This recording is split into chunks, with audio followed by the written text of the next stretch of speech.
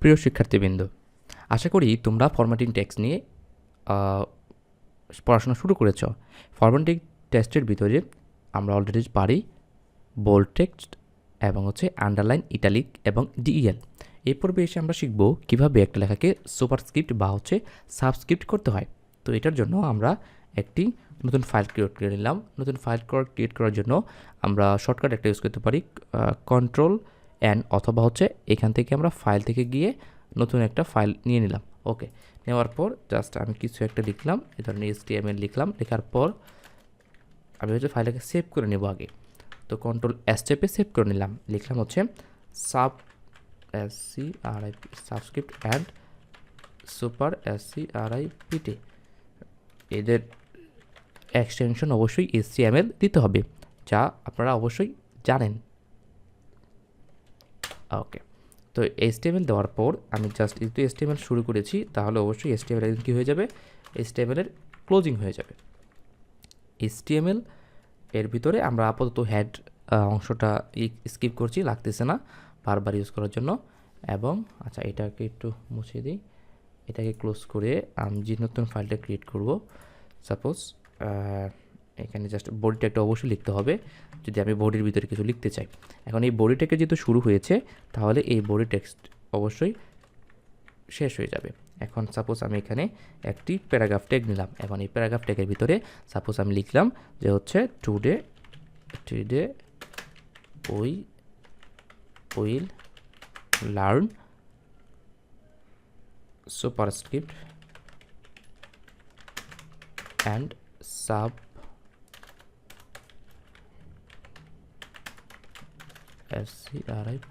Subscript. তো এই আমার প্যারাগ্রাফটা স্টার্টিং, এবং এখানে প্যারাগ্রাফটাকে আমি ক্লোজিং করে দিলাম।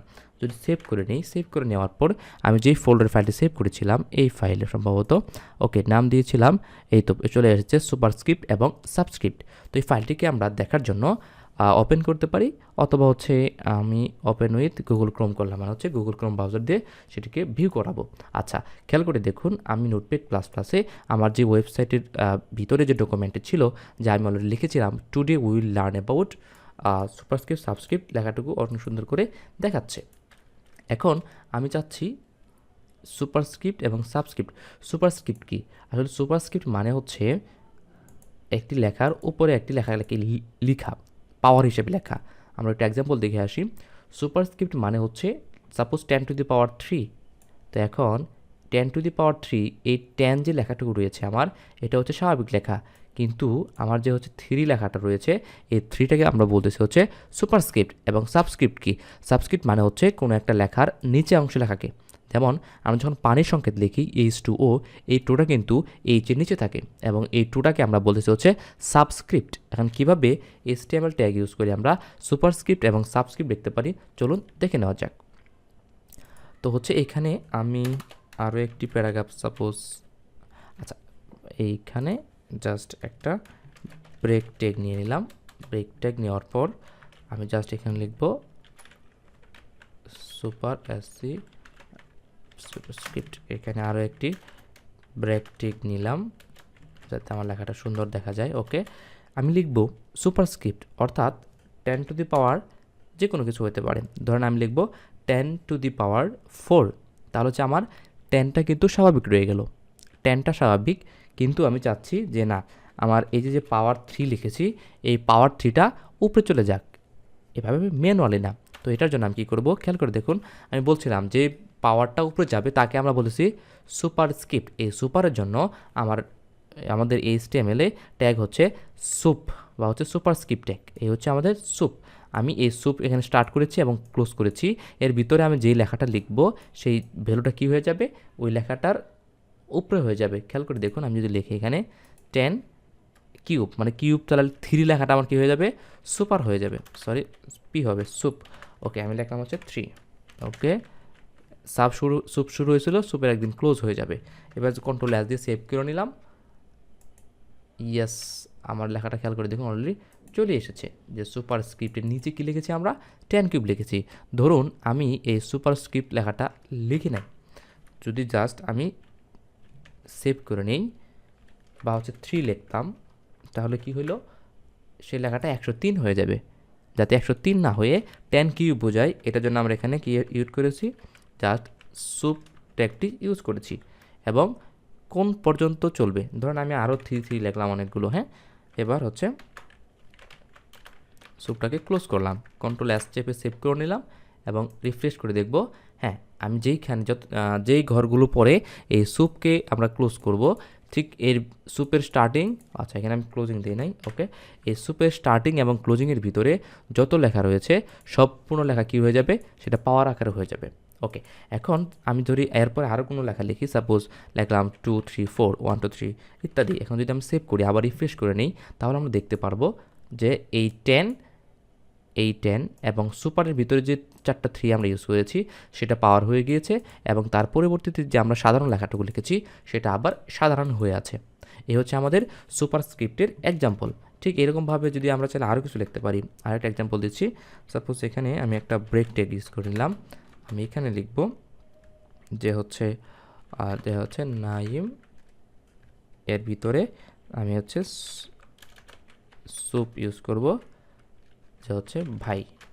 তাহলে এবার যদি আমি সুপটাকে ক্লোজ করি, আচ্ছা সরি, এখানে বারবার বি লিখতেছি, এখানে পি হবে।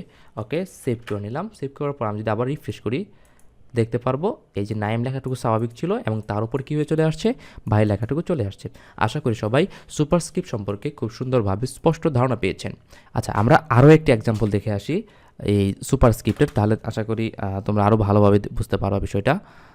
আমরা পরে আলোচনা করবো সাবস্ক্রিপ্ট নিয়ে। হ্যাঁ, ধরেন আমি লিখব যে হচ্ছে, আচ্ছা এটাকে একটু ক্লোজ করে এটা ব্রেক করে দিই। হ্যাঁ, ব্রেক ইউজ করলাম। ব্রেক করার পর এইখানে আমি জাস্ট এই সূত্রটা লিখব যে এ প্লাস বি হোল স্কোয়ার। খেয়াল করে দেখো, এই স্কোয়ারটা কিন্তু নিয়ে আসতে হবে আমাকে। তাহলে এটার জন্য আমরা কি ইউজ করব, SUP ইউজ করব। ওকে, সুপ এ প্লাস বি হোল স্কোয়ার। হ্যাঁ, তো আমার এ প্লাস বি হোল স্কোয়ার লেখাটুকু হয়ে গেল। এবার হচ্ছে, আচ্ছা এটা এখানে হবে না,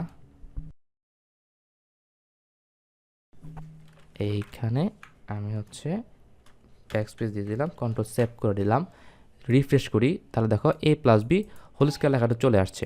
এখন আমি লিখব A plus B whole square equal to A square plus 2b plus B square. তো এ লিখলাম, তো আবার স্কোয়ারের জন্য কী লিখতে হয়, এই লেখাটুকু লিখতে হয়। আমি বারবার না লিখে জাস্ট কপি করে নিলাম, তাহলে এই লেখাটুকু লিখলাম। তাহলে আমি যদি সেভ করি আবার রিফ্রেশ করি, দেখুন A plus B whole square equal চলে আসছে কি এ স্কোয়ার প্লাস 2ab, তাহলে প্লাস 2ab পরে প্লাস বি স্কোয়ার। তাহলে আমার বিটা স্বাভাবিক থাকবে, স্কোয়ার আনা লাগবে। স্কোয়ারের জন্য অলরেডি সুপ 2 দিতে হবে, যা আপনারা অলরেডি জানেন। এবার সেভ করে যদি আমি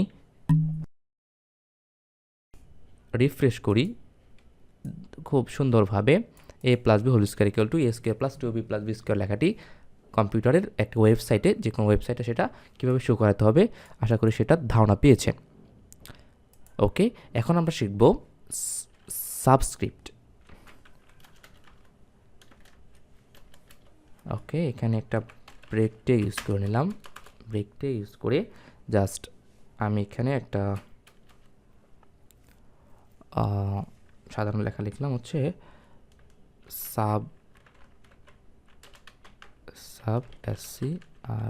SCRIPT সাবস্ক্রিপ্ট। ওকে, সেভ করে যদি নেই, আমি যদি রিফ্রেশ করি, তাহলে আমি দেখতে পারবো সাবস্ক্রিপ্ট লেখাটি চলে এসেছে। এখন আমি জাস্ট সাব মানে কিছুক্ষণ আগে আপনাদেরকে বলেছিলাম কোনো একটা সংখ্যার বা লেখার নিচে কোনো কিছু লেখা, যেমন আমরা এখানে লিখেছি H2O। তো পানির সংখ্যাটা কীভাবে লিখতে হবে, ওকে, এটা দেখার জন্য আমি আবার আমার নোটপ্যাডে চলে যাচ্ছি। জাস্ট এইখানে একটু লেখা সুন্দর জন্য ব্রেক ট্যাগ নিয়ে নিলাম, এবং ব্রেক ট্যাগ নেওয়ার পর জাস্ট আমরা এখানে কি লিখব, H2O লিখব। তো এখন H2O লেখার জন্য এইচটা কিন্তু স্বাভাবিক রয়েছে, তো আমিও স্বাভাবিকভাবে এইচটা লিখলাম 2। খেয়াল করে দেখুন, 2টা কি এখন উপরে আছে না নিচে রয়েছে, অবশ্যই নিচে রয়েছে। এখন এই নিচের জন্য আমরা ইউজ করব সুপার, না এখন ইউজ করব সাব। তো সাব শুরু হয়েছে, 2তে গিয়ে সাব শেষ, এবং এখানে আমার সাবটাকে ক্লোজ করে দিলাম। এই হচ্ছে আমার সাবস্ক্রিপ্ট H2। আচ্ছা, এখানে ক্যাপিটাল ও রয়েছে, সেভ করে নিলাম কন্ট্রোল এস চেপে, এবং এই হচ্ছে আমাদের আসল যেই ওয়েবসাইটের আউটপুটটা দেখাচ্ছিল। আমি এখানে জাস্ট রিফ্রেশ করি, ইয়েস H2O দেখা যাচ্ছে। আশা করি আপনারা খুব সুন্দরভাবে বুঝতে পেরেছেন কীভাবে সুপারস্ক্রিপ্ট এবং সাবস্ক্রিপ্ট অ্যাড করতে হয়। আমরা যদি আরও একটা এক্সাম্পল দেখি, এখানে একটা ব্রেক নিয়ে নিলাম। ব্রেক নেওয়ার পর জাস্ট আমি এখানে লিখব সালফিউরিক অ্যাসিড। সালফিউরিক অ্যাসিডের সংকেত কি আপনারা সবাই জানেন, H2SO4। তো আমি যদি লিখি H2, এই যে লেখা আছে H2, আচ্ছা আমি লিখে নিচ্ছি। আমার এইচটা স্বাভাবিক থাকবে টুটার নিচে, তো টুটার নিচের জন্য আমরা সাব ইউজ করব। তো টু লিখব H2SO4, তাহলে H2 সাব, তাহলে সাব তো শেষ এখানে, তাই না? তো সাব H2SO4, তাহলে SO, এবার ওর নিচে কি থাকবে, 4 থাকবে, তাহলে 4টা কী হয়ে গেল, কি হয়ে যাবে, সাব হয়ে যাবে। এই তো লিখে নিলাম সাব, সাবের স্টার্টিং, এবং শুধুমাত্র 4টাকে সে কী করবে, সাব করবে। এই তো আমার সাবটাকে ক্লোজ করে নিলাম। যদি আমি কন্ট্রোল এস চেপে আবারও সেভ করে নিই, সেভ করে নেওয়ার পর আমি যদি এখানে আমার রিফ্রেশ করি, আশা করি লেখাটুকু আপনারা দেখতে পাচ্ছেন যে কীভাবে সাবস্ক্রিপ্ট অ্যাড করতে হয়। তো প্রিয় শিক্ষার্থীরা, আশা করি তোমরা খুব সুন্দরভাবে সুপারস্ক্রিপ্ট এবং সাবস্ক্রিপ্ট সম্পর্কে স্পষ্ট ধারণা পেয়েছো। সবাইকে ধন্যবাদ সাথে থাকার জন্য। ইনশাল্লাহ আমরা আগামী পর্বে আলোচনা করব কিভাবে হেডিং ট্যাগ ইউজ করতে হয় বা অন্যান্য আদার্স ট্যাগগুলো নিয়ে। Thank you.